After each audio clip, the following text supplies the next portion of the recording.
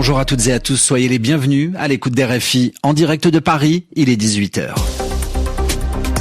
Le journal en français facile. Adrien Delgrange.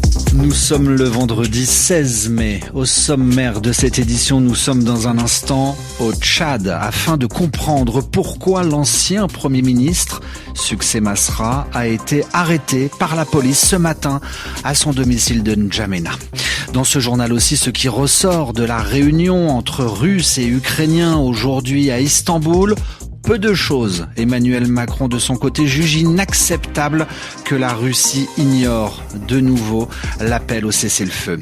Gaza est également à la une. Le Hamas demande aux États-Unis de faire pression sur Israël pour laisser entrer l'aide humanitaire dans l'enclave palestinienne. Et puis enfin, nous parlerons de nouveaux mots de la langue française. Dinguerie, hyper-trucage ou encore chemsex. Nous en parlerons à la fin de cette édition. Nous sommes donc au Tchad pour commencer ce journal où les policiers sont venus chercher ce matin chez lui Succès Masra, ancien Premier ministre tchadien, aujourd'hui président du parti Les Transformateurs. Il a été arrêté à l'aube à son domicile de N'Djamena. Il est détenu depuis à la coordination de la police judiciaire. Juste après son arrestation, le procureur a pris la parole pour expliquer son interpellation. Succès Masra a été poursuivi pour son implication dans des affrontements meurtriers survenus avant-hier dans le sud du pays. Nous retrouvons pour cela Nadia Ben Mafoud, correspondante d'RFI au Tchad. Oui, c'est bien le motif avancé par le procureur de la République, Oumar Mahamat Kedelaï, lors de son point presse. L'enquête se poursuit, mais selon le procureur, Succès Masra aurait, via ses réseaux sociaux, lancé des appels à la haine et à la violence. Le parquet affirme que ces messages auraient provoqué les violences survenues mercredi dans le village de Mendakao, dans le sud du pays. Une attaque meurtrière dont le bilan s'élève à 42 morts, principalement des femmes et des enfants. Et donc, c'est sur la base de ces éléments que le procureur dit avoir émis un mandat d'amener exécuté ce matin par la police judiciaire. Succès Masra est donc poursuivi pour incitation à la haine et à la révolte, complicité d'assassinat, incendie volontaire et profanation de sépulture. Nadia, des représentants du parti politique Les Transformateurs ont depuis pris la parole officiellement pour réagir à l'arrestation de leur président. Oui, c'est bien ça. Les cadres du parti dénoncent une action brutale menée en dehors de toute procédure judiciaire connue, en violation des droits civiques et politiques garantis par la Constitution. Fin de citation. Ils rappellent également que leur parti s'est toujours inscrit dans une lutte pacifique. Et puis, il y a quelques minutes, une délégation des Transformateurs a rendu visite à Succès Masra, à la coordination de la police judiciaire de N'Djamena. Nadia Ben Mafoud, correspondante d'RFI. Au Tchad, l'actualité à présent en Turquie où la réunion entre représentants russes et ukrainiens est désormais terminée avec très peu d'avancées. Pas de résolution du conflit, pas de cessez-le-feu. En revanche, un échange de 1000 prisonniers de chaque camp a été conclu. Alors si le négociateur en chef russe, Vladimir Medinsky, s'est dit satisfait et prêt à poursuivre les contacts avec l'Ukraine après ces pourparlers, eh bien la partie ukrainienne, elle, accuse Moscou d'avoir formulé des demandes territoriales inacceptables. Une phrase peut-être peut résumer cette réunion, phrase prononcée par le chef de la délégation russe. Nous ne voulons pas la guerre, mais nous sommes prêts à nous battre pendant 1, 2, 3 ans, aussi longtemps qu'il le faudra, et d'ajouter nous sommes prêts à nous battre pour toujours. Pendant ce temps-là, les Européens étaient réunis à Tirana. Le président Macron, avec l'Allemagne, le Royaume-Uni et la Pologne, s'est entretenu avec le président Zelensky pour évoquer cette réunion d'Istanbul. Les 5 dirigeants ont ensuite appelé le président américain Donald Trump. Le président français nous l'a dit au micro RFI juste à la sortie de cet entretien.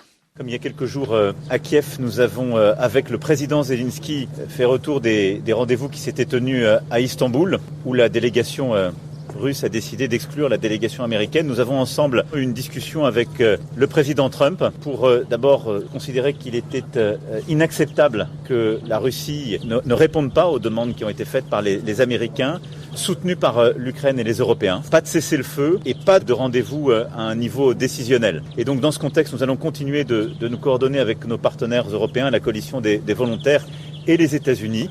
Il y aura dans les prochaines heures des nouveaux contacts et des retours et nous apporterons les réponses requises. Emmanuel Macron cet après-midi à Tirana, propos recueillis par Raphaël Delvolvé.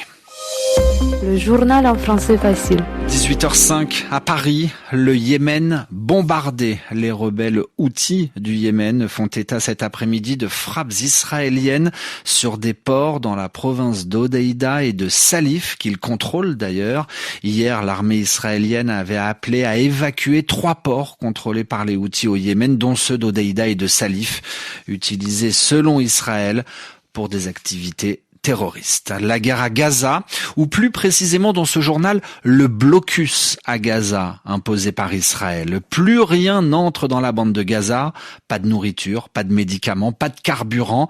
La famine s'installe et pourtant, Israël veut prendre le contrôle de l'aide humanitaire pour mieux la gérer. Une opération de diversion, dénoncent les Nations Unies. Correspondance à Genève, Jérémy Lange. Au cœur du plan israélien, il y a une obscure fondation humanitaire pour Gaza. Elle est enregistrée à Genève, mais pas dans le quartier des Nations Unies, plutôt dans celui des boutiques de luxe et des magasins de montres. Mais que ce soit elle ou une autre entité soutenue par Israël, peu importe, dit Jens Lark. L'argument utilisé pour justifier la prise de contrôle de l'aide ne tient pas, dit le porte-parole des affaires humanitaires de l'ONU. Regardons un peu la liste de l'aide qu'ils craignent tellement de voir tomber dans de mauvaises mains, celle du Hamas. Des sacs d'école, des chaussures pour enfants entre 3 et 10 ans, du riz, de la farine, des haricots secs, des œufs, des pâtes, des bonbonnes d'eau, du lait infantile, du shampoing et du savon, du nettoyant pour le sol. Je vous pose la question, comment faites-vous la guerre avec ça ? Pourquoi vouloir un plan B quand le plan A, celui des Nations Unies, a prouvé son efficacité, demandent encore les humanitaires. Avant la rupture de la trêve, l'aide parvenait aux civils, la famine reculait. Le plan israélien prévoit, lui, la création de hubs humanitaires sécurisés par des compagnies privées où les Gazaouis devraient se rendre par leurs propres moyens. Commentaire désabusé du porte-parole. Comment voulez-vous qu'une personne marche 20 km pour aller récupérer de l'aide quand elle a perdu ses jambes dans un bombardement ? Jérémy Lange, Genève, RFI. Le départ de l'armée française au Sénégal se poursuit. Le quartier contre-amiral Protet, situé sur le port de Dakar, a été restitué, rendu hier à l'État sénégalais par la France. Pour mémoire, 2 sites situés dans la capitale ont déjà été restitués en mars dernier. Quant à la plus grande base située dans le centre de Dakar, elle sera rendue à l'État sénégalais d'ici cet été. Venons-en à ces nouveaux mots de la langue française. L'édition 2026 du dictionnaire Le Petit Robert a décidé d'intégrer 150 nouveaux mots, signe que notre langue est bien vivante, reflet aussi des évolutions de notre société. Comme l'explique Géraldine Moinard, elle est lexicographe aux éditions Le Robert. Le dictionnaire dit comment les Français les parlent, quelles sont leurs préoccupations avec les mots de société qu'on va retrouver, par exemple démission silencieuse, microagression, cagnotter, et puis les mots des nouvelles technologies, les mots effectivement de l'intelligence artificielle, l'hypertrucage, le prompter, apprentissage profond, les mots des préoccupations environnementales, par exemple comme la géo-ingénierie ou la vélorue. Dans le domaine de la gastronomie, on voit shakshuka qui est un emprunt à l'arabe ou zatar qui est également un emprunt à l'arabe. Dans le domaine des loisirs, vous connaissez peut-être ou peut-être pas le théâtre Kamishibai qui nous vient du Japon, cet art qui consiste à raconter des histoires en faisant défiler des planches illustrées dans un petit théâtre portatif et qu'on va retrouver aujourd'hui dans les crèches, dans les écoles, qui a beaucoup de succès. Et donc voilà, il n'y a pas que des mots anglais pour les emprunts et de toute façon les emprunts restent une petite partie des mots nouveaux de cette année. Un propos recueilli par Sylvie Coffy, 150 nouveaux mots qui intègrent donc le dictionnaire Le Robert. Si le sujet vous intéresse, je vous recommande l'émission De Vive Voix cette semaine de Pascal Paradou à retrouver sur RFI.fr. Ainsi se referme ce journal en français facile, où que vous soyez sur la planète. Merci à tous de l'avoir écouté. À suivre sur la radio mondiale, le Café des Sports.